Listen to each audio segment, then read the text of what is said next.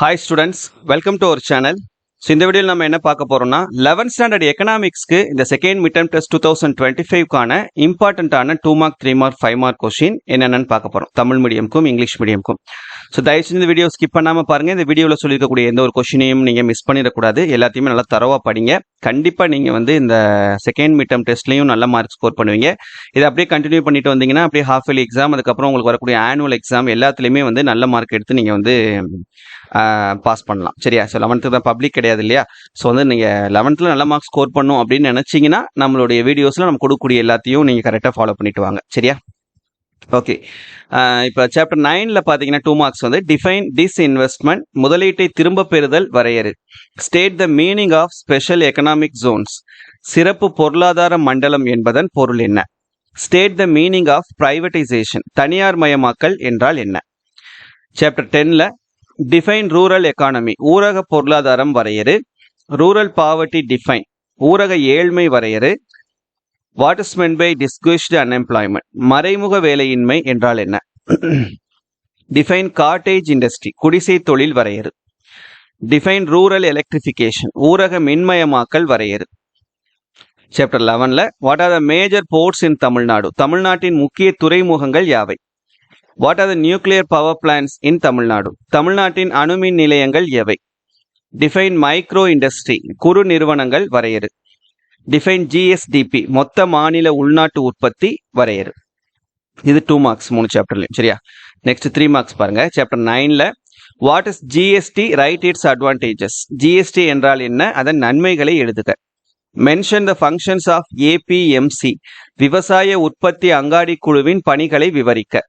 Give short note on cold storage, குளிர்பதன கிடங்கு பற்றி விவரிக்க. நெக்ஸ்ட் சாப்டர் 10ல் explain the causes for rural backwardness, ஊரக வளர்ச்சியின்மை காரணங்களை விளக்குக. What are the remedial measures for rural unemployment, ஊரக வேலையின்மையை நீக்குவதற்கான வழிமுறைகளை கூறுக. Right a note on regional rural bank, மண்டல ஊரக வங்கி குறிப்பு வரைக. List out the objectives of Mudra bank, Mudra வங்கியின் நோக்கங்களை பட்டியலிடுக.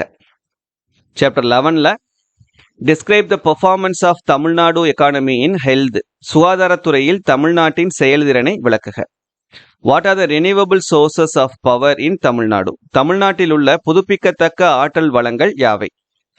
Explain the prospect for development of tourism, சுற்றுலாத்துறை மேம்பாட்டிற்கான செயல்பாடுகளை விவரி. இது 3 marks. Next 5 mark questions. Chapter 9ல் discuss the important initiative taken by the government of India towards industrial policy, தொழிற்கொள்கை தொடர்பாக இந்திய அரசு மேற்கொண்ட முயற்சிகளை விளக்குக.